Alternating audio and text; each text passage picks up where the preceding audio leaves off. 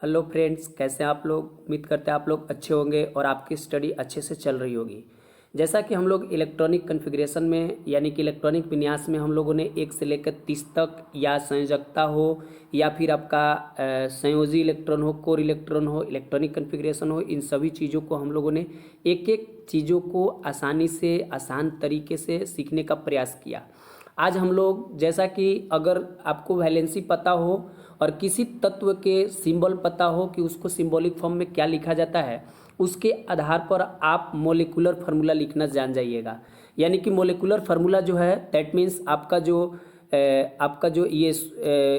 जो अणु सूत्र होता है, इसको आप निकालना जान जाइएगा। तो कैसे है, सबसे पहले हम लोग मोलिकुलर फार्मूला लिखने के क्रम में पॉजिटिव पार्ट पहले लिखाता है, निगेटिव पार्ट बाद में। निगेटिव पार्ट और पॉजिटिव पार्ट क्या होते हैं, यानी कि कैटायन पहले लिखाएगा, एनायन बाद में। दैट मीन्स इसका मतलब हुआ कि जो इलेक्ट्रॉन डोनर होता है, जो इलेक्ट्रॉन देने वाला होता है, यानी इलेक्ट्रॉन देने वाला जनरली कौन होता है, प्रायः कौन होता है, तो मेटल यानी धातु। और अंत में आपको निगेटिव लेने वाला इलेक्ट्रॉन कौन होता है, तो अधातु, दैट मीन्स नॉन मेटल। तो उसको बाद में लिखते हैं। ओके, जैसे यहाँ पर अगर बात करा जाए कि कैसे इसको, ये तो आपको पॉजिटिव पार्ट पहले निगेटिव पार्ट बाद में लिखना है। दूसरा बात आपको ध्यान में रखना है क्या, कि उसका सिंबल याद होना चाहिए। क्या, किसी भी, अगर मान लीजिए किसी का भी अणु सूत्र लिख रहे हैं मोलिकुलर फार्मूला, तो उसका सिंबल याद होना चाहिए, संकेत याद होना चाहिए। जब आपको सिंबल याद रहेगा, संकेत याद रहेगा, तो आप इसको आसानी से लिख पाएंगे। संकेत लिखेंगे, मान लीजिए यहाँ पर सोडियम है तो सोडियम लेते हैं, Na होता है इसका संकेत, और इसको आगे इसका वैलेंसी लिख देंगे। मान लीजिए क्लोराइड लिखना है तो Cl लिख देंगे, इसके आगे वैलेंसी लिख देंगे, और यहाँ से क्रॉस मल्टीप्लाई कर देंगे। आपका जो प्राप्त होगा क्रॉस मल्टीप्लिकेशन के बाद, वही आपका क्या हो जाएगा, सोडियम पहले पढ़ेंगे, उसके बाद क्लोराइड, सोडियम क्लोराइड का जो आपका मोलिकुलर फार्मूला हो जाएगा। दैट मीन्स आपको जब भी आपको अणु सूत्र लिखना हो तो दो तीन बातों का ध्यान रखना है। फर्स्ट ऑफ ऑल क्या, कि जिस तत्व को लिखना है पॉजिटिव पार्ट पहले, निगेटिव पार्ट बाद में लिखाएगा। और अगर इसको बनाने के लिए सीखना है तो सबसे पहले पॉजिटिव पार्ट के सामने हम उसका वैलेंसी, निगेटिव पार्ट के सामने उसका वैलेंसी लिखेंगे, मतलब संयोजकता लिखेंगे, जो कि हम लोग संयोजकता का एक चार्ट के बारे में डिस्कस करा है पिछले वीडियो में। हम लोग अच्छे से उसको सीखें और निकालने के लिए भी सीखें कि कैसे आपको वैलेंसी निकाला जाता है, संयोजकता निकाला जाता है। ओके, तो इन सभी को ध्यान में रखकर क्रॉस मल्टीप्लाई कर देते हैं, और जो प्राप्त होता है वही उसका, उस दोनों को मिलने से जो बनेगा वही आपका कहा जाएगा मोलिकुलर फार्मूला हो जाएगा, अणु सूत्र हो जाएगा। जैसा कि यहाँ पर देखिए, यहाँ पर हम लोगों का क्या है, यहाँ पर है सोडियम क्लोराइड। तो सोडियम का होता है वैलेंसी, आपका सोडियम का संकेत Na, इसको 1 लिख दीजिए, Cl लिख दीजिए, आपका 1 लिख दीजिए, क्रॉस मल्टीप्लाई यहाँ से कर दीजिए, यहाँ से यहाँ, इसमें करिएगा, तो Na से 1 में होगा तो Na हो जाएगा, और Cl से 1 में होगा तो Cl हो जाएगा। तो यही आपका NaCl सोडियम क्लोराइड हो गया। ओके, तो सोडियम क्लोराइड का जैसे कि यहाँ पर भी लिखा गया है, यहाँ पर Na लिखा गया, चाहे नीचे लिखिए चाहे सामने लिखिए, कोई फर्क नहीं पड़ता, वही आएगा। और यहाँ Cl लिख दिए, क्रॉस मल्टीप्लाई करें यहाँ से इसमें, तो आपका मिल गया NaCl सोडियम क्लोराइड। और सोडियम क्लोराइड को common salt, table salt, rock salt, ये सब साल्ट कहते हैं। क्यों, क्योंकि ये रॉक से प्राप्त होता है, इसलिए इसको कहा जाता है कॉमन साल्ट, और इसको साधारण नमक भी कहा जाता है, और इसे टेबल साल्ट भी कहा जाता है, और यह खाने वाला नमक भी होता है। भोजन बनाने में हम लोग का जो यूज होता है NaCl सोडियम क्लोराइड। ओके, और नमक कैसे बनता है, तो नमक बनता है, मान लीजिए ये अगर Cl के बारे में बात करें कि Cl आखिर बनता कैसे है, तो ये भी आपका Cl बनता है। एक BPSC में क्वेश्चन पूछ लिया था कि Cl कैसे बनता है। कमजोर क्षारक प्लस मान लीजिए प्रबल अम्ल, या प्रबल अम्ल प्रबल क्षारक से मिलकर बनता है। तो strong acid and strong base से मिलकर बनता है, दैट मीन्स प्रबल क्षारक प्रबल अम्ल से मिलकर बनता है। ओके, क्या होता है कि मान लीजिए अगर अम्ल हो और अम्ल में अम्ल प्लस मान लीजिए ये क्षारक हो, तो क्षारक बराबर का बनता है लवण, वही लवण को क्या कहते हैं, नमक कहते हैं, प्लस वाटर बन जाता है। ओके, आगे आइए कैसे और मोलिकुलर फार्मूला लिखेंगे। जैसे यहाँ पर है सोडियम क्लोराइड का, तो हो गया हम लोग का सोडियम क्लोराइड का हो गया। जैसे यहाँ पर है मैग्नीशियम क्लोराइड, तो मैग्नीशियम को हम लोग लिखेंगे Mg और सामने लिख देंगे इसका वैलेंसी 2 होता है। ओके, Cl क्लोराइड का वैलेंसी अभी अभी देखे कि 1 होता है और इससे पहले वीडियो में सिर्फ वैलेंसी के बारे में ही चर्चा किया गया है, आप उसको जाकर देख सकते हैं कैसे वैलेंसी निकलता है, उसको भी आप सीख सकते हैं। यहाँ मान लीजिए मैं Mg में 1 से गुना हुआ तो Mg हो गया और Cl में 2 से हुआ तो Cl2 हो गया, Cl2। तो MgCl2 मैग्नीशियम क्लोराइड, इसको क्या पढ़ेंगे? Magnesium chloride. तो मैग्नीशियम क्लोराइड आपका कैसे आया, आपको अच्छे से समझ में आ गया होगा कि कैसे क्या हो रहा है। ओके, आगे यहाँ पर लिखा हुआ है कि सोडियम सल्फाइड। तो सल्फाइड का क्या होता है? सल्फाइड, सल्फेट और आपका सल्फाइड हो गया, सल्फेट हो गया और सल्फेट हो गया और आपका यहाँ पर क्या होता है? सल्फेट का SO4 होता है, सल्फाइड का सिर्फ S होता है। तो आपका पहले पॉजिटिव पार्ट लिखा जाएगा क्योंकि सोडियम Na है और इसका वैलेंसी 1 और सल्फाइड का S होता है वैलेंसी 2। जब इसको क्रॉस मल्टीप्लाइंग करेंगे तो Na2 हो जाएगा और S हो जाएगा, Na2S को सोडियम सल्फाइड पढ़ेंगे। क्या पढ़ेंगे? सोडियम सल्फाइड पढ़ेंगे। ओके, यहाँ पर है एल्युमिनियम ऑक्साइड। एल्युमिनियम ऑक्साइड, तो एल्युमिनियम का कितना होता है? वैलेंसी 3 और ऑक्सीजन का यानी ऑक्साइड का वैलेंसी होता है 2। अगर हम क्रॉस मल्टीप्लाई करेंगे तो Al2O3 जो कि यहाँ पर भी आपको दिया हुआ है Al2O3 आपका क्या हो गया? यहाँ पर दिया हुआ है Al2O3 एल्युमिनियम ऑक्साइड, इसको पढ़ेंगे। ओके, आगे यहाँ पर है कार्बन डाइऑक्साइड। तो कार्बन डाइऑक्साइड के लिए भी अगर बात करा जाए तो कार्बन के वैलेंसी कितना होता है? C वैलेंसी कितना होता है? 4 और ऑक्साइड का वैलेंसी होता है 2। तो जब क्रॉस मल्टीप्लाई करने से पहले अगर ये वाला और ये वाला एक ही पहाड़ा से कट रहा है, दैट मीन्स एक ही पहाड़ा में आने वाला है, या दोनों कट रहा है, एक दूसरे से डिवाइड हो रहा है, तो डिवाइड कर देते हैं, भागा दे देते हैं। तो भागा देंगे तो ये वाला इससे कटेगा 2 बार में, मतलब यहाँ 2 हो जाएगा, यहाँ 1 हो जाएगा। तो C में 1 से गुना होगा तो C, इसमें O2 यहाँ पर चला गया ना, 2 बार में कटा तो 2, यानी O2 से गुना हो जाएगा यानी CO2। और CO2 को क्या कहते हैं? Carbon dioxide.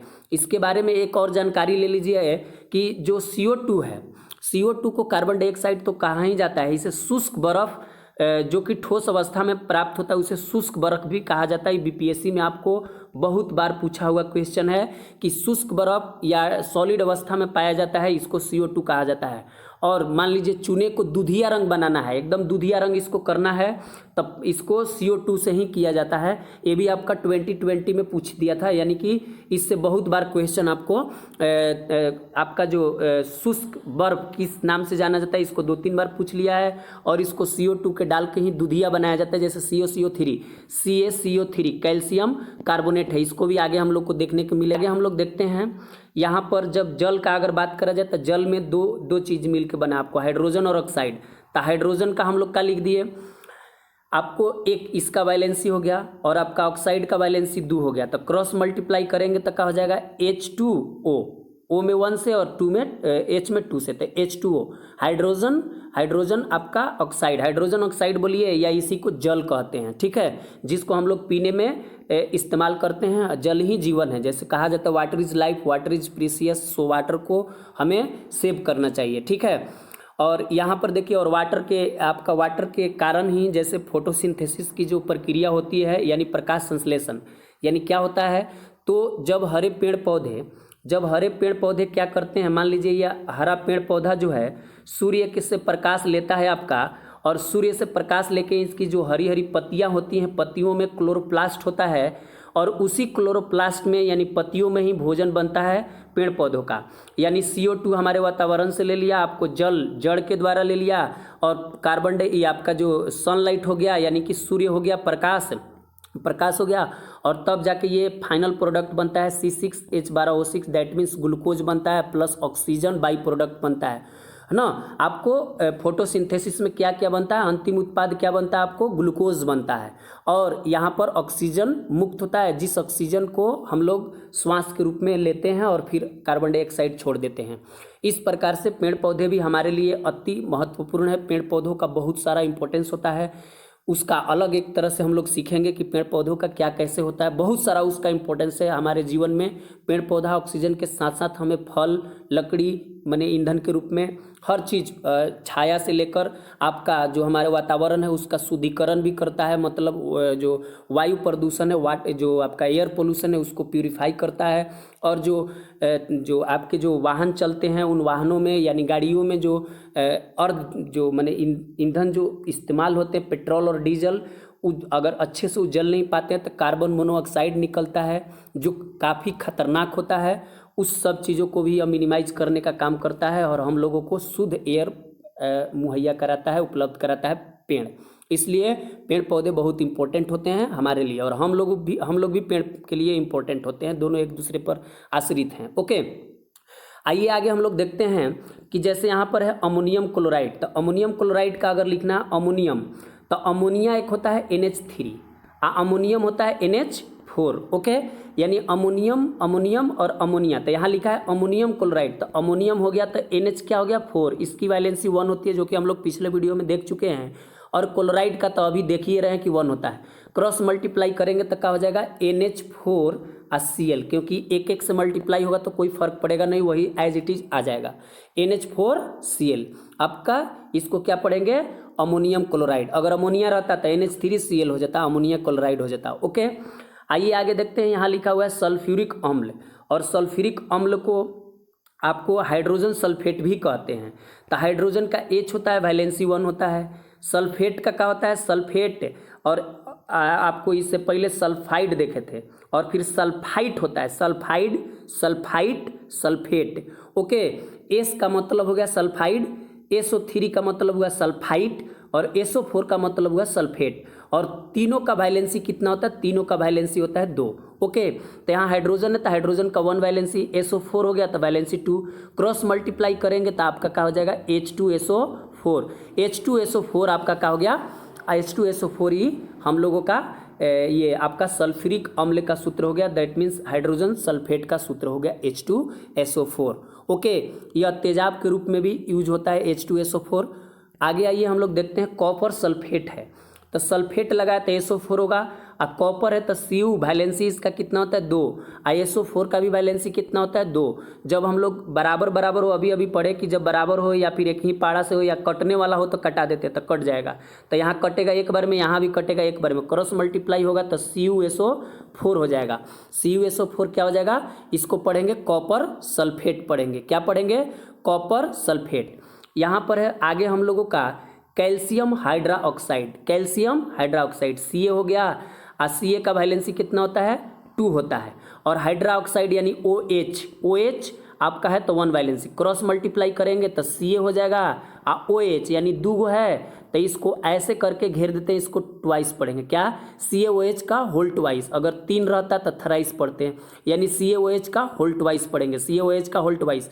इसको क्या कहते हैं, इसको बुझा हुआ चूना कहा जाता है। और इस चूने का निर्माण कैसे होता है, तो जब रिएक्शन में पढ़िएगा तो इस चूने का निर्माण होता है कि जब हम लोग COO मतलब बिना बुझा हुआ चूना ये है, और इसमें जल डाल देते हैं यानी कि वाटर, तो ये रिएक्ट करके क्या बनाता है CaOH का होल ट्वाइस बनाता है, यानी कि स्लैक लाइम हो गया, ये क्या हो गया आपका क्विक लाइम हो गया, मतलब इसको लाइम कहेंगे, इसको स्लैक लाइम कहेंगे, मतलब CaOH का होल ट्वाइस, यानी कि इसको बुझा हुआ चूना कहा जाता है। ओके, आगे हम लोग देखते हैं कैल्शियम हाइड्रोक्साइड के बाद अगर देखा जाए तो अमोनियम सल्फेट है।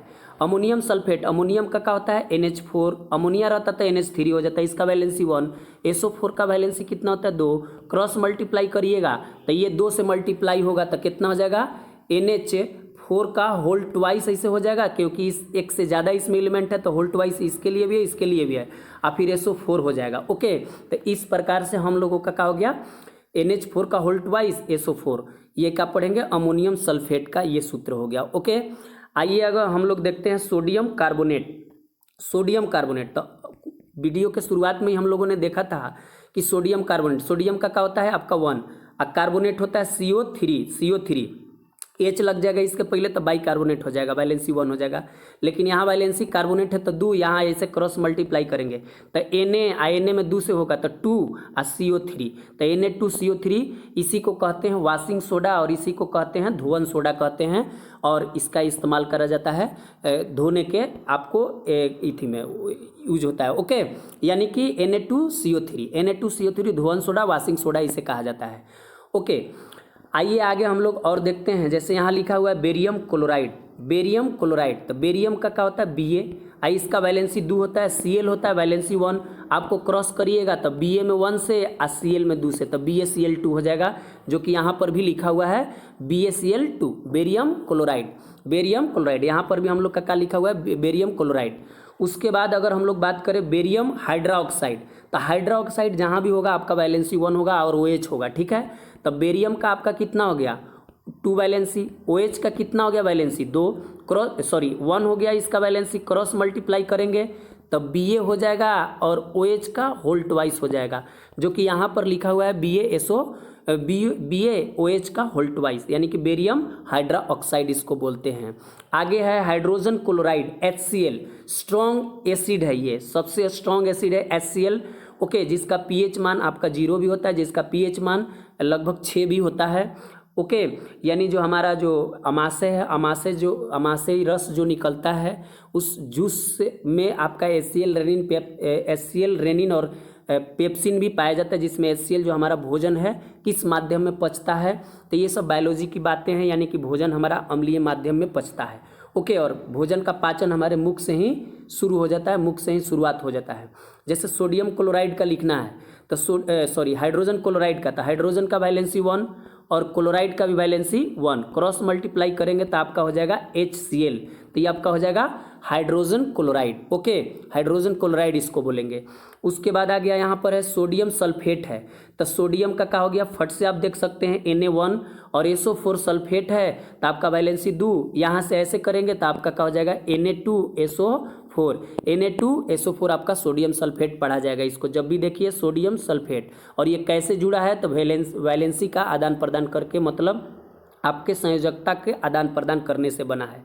आगे देखिए एल्युमिनियम सल्फेट लिखा हुआ है, तो एल्युमिनियम का वैलेंसी कितना होता है 3, सल्फेट बहुत बार यूज हुआ है, इसका वैलेंसी सल्फेट हो, सल्फाइड हो, सल्फाइट हो, तीनों का वैलेंसी कितना होता है 2, क्रॉस मल्टीप्लाई करेंगे तो क्या बन जाएगा आपका, तो बनेगा Al 2 से मल्टीप्लाई हुआ 2, Al2SO4 का होल ट्वाइस, थराइस हो जाएगा, क्योंकि यहाँ 3 है एल्युमिनियम का। ओके, Al2SO4 का होल थ्राइस, जो कि यहाँ पर भी आप देख सकते हैं, यहाँ पर भी आपको यहाँ देखने को मिलेगा कि यहाँ पर है Al2SO4 का होल थ्राइस। ओके, आइए आगे हम लोग देखते हैं। जैसे यहाँ मैग्नीशियम ऑक्साइड लिखा हुआ है, मैग्नीशियम ऑक्साइड क्या होता है, तो MgO कैसे बना, तो Mg का वैलेंसी कितना होता है 2, ऑक्सीजन का भी वैलेंसी कितना होता है 2, दोनों एक के से कट रहा है, कटा देंगे तो हो जाएगा MgO, मैग्नीशियम ऑक्साइड हो जाएगा, ठीक है, मैग्नीशियम ऑक्साइड। ओके, आगे आइए देखते हैं, ये बहुत इंपॉर्टेंट है, रिएक्शन में भी जब आप पढ़ने के लिए आ जाएगा कि कैसे पढ़ा जाता है कंपाउंड नेम।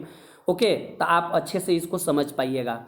ओके, जैसे यहाँ पर लिखा हुआ है कि यहाँ पर लिखा है CaO, इसको क्या पढ़ेंगे, यहाँ लिखा हुआ बिना बुझा हुआ चूना, जो कि हम लोग ऑलरेडी इसको डिस्कस करें जब हम लोग कैल्शियम हाइड्रोक्साइड का बात कर रहे थे, यानी बुझा हुआ चूना का बात कर रहे थे। तो कैल्शियम ऑक्साइड कैसे लिखाया, तो Ca वैलेंसी 2 हो गया, O हो गया वैलेंसी 2 हो गया, दोनों कट गया तो आपका आ गया CaO, यानी कि इसको आपको क्या कहते हैं हम लोग, आपको बिना बुझा हुआ चूना कहा जाता है कैल्शियम ऑक्साइड को, ठीक है।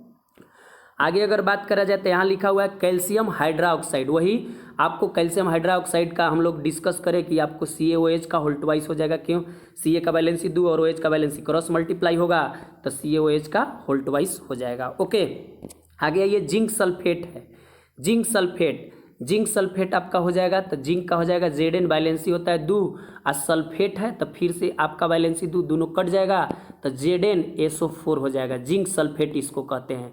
क्या कहते हैं बाबू, इसको जिंक सल्फेट कहते हैं, और आप आसानी से इसको सीख सकते हैं, एकदम ईजी है, बस सिंबल याद होना चाहिए, वैलेंसी याद होना चाहिए, देन आपको इसको अच्छे से कर लीजिएगा, पढ़ने आ जाएगा, आपको लिखने भी आ जाएगा, समझ में भी अच्छे से आ जाएगा। जैसे यहाँ सोडियम हाइड्रोक्साइड है, तो सोडियम का क्या होता है, सोडियम का होता है आपका, सोडियम का होता है Na, आपका 1 वैलेंसी, हाइड्रोक्साइड लगा है तो वैलेंसी 1, क्रॉस मल्टीप्लाई करिएगा तो NaOH हो जाएगा। इसको कहते हैं कास्टिक सोडा कहते हैं, इसको कास्टिक सोडा के नाम से जाना जाता है, सोडियम हाइड्रोक्साइड को। आप इसको अच्छे से ध्यान रखिए। ओके, आगे है आपका पोटेशियम नाइट्रेट है, क्या है, पोटेशियम नाइट्रेट। तब पोटेशियम नाइट्रेट है तब पोटेशियम के K होता है, आपका वैलेंसी इसका 1 होता है, NO3 नाइट्रेट होता है और आपका वैलेंसी इसका कितना होता है, तो 1 ही होता है। तो क्रॉस मल्टीप्लाई करा जाएगा तो आपका क्या बन जाएगा, KNO3।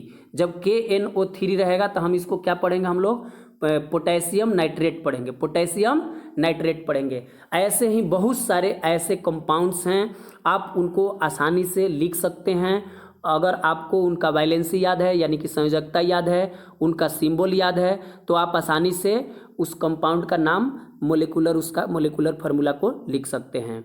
और बहुत सारे ऐसे चीज़ें जो आपको काम को आसान कर देगा। जैसे अगर बात करा जाए यहाँ पर, और अगर बात कर दिया जाए सोडियम बाइकार्बोनेट का, लिखिए किसका, sodium, sodium, sodium bicarbonate, by carbonate का इसको लिखना है, कार्बोनेट का। अगर सोडियम बाइकार्बोनेट का लिखना है तो सोडियम का क्या होता है, Na वैलेंसी 1, और कार्बोनेट का होता है CO3, लेकिन बाई लग जाता है तो उससे पहले H आ जाता है, तो HCO3 हो जाएगा, और वैलेंसी जब बाई लगता है तो 1 हो जाता है। क्रॉस मल्टीप्लाई करेंगे तो ये हो जाएगा NaHCO3।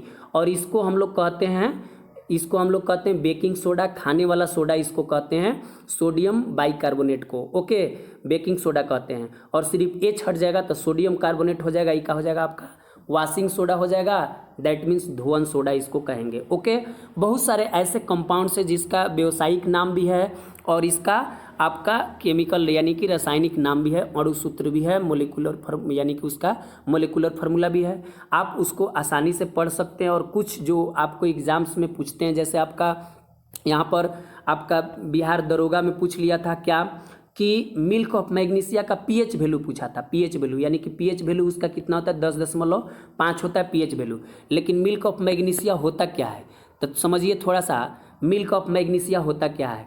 तो अगर मैग्नीशियम है, मैग्नीशियम का वैलेंसी आपका 2 हो गया, OH हो गया, वैलेंसी कितना हो गया, 1, क्रॉस मल्टीप्लाई करेंगे तो MgOH का होल ट्वाइस लिखा जाएगा।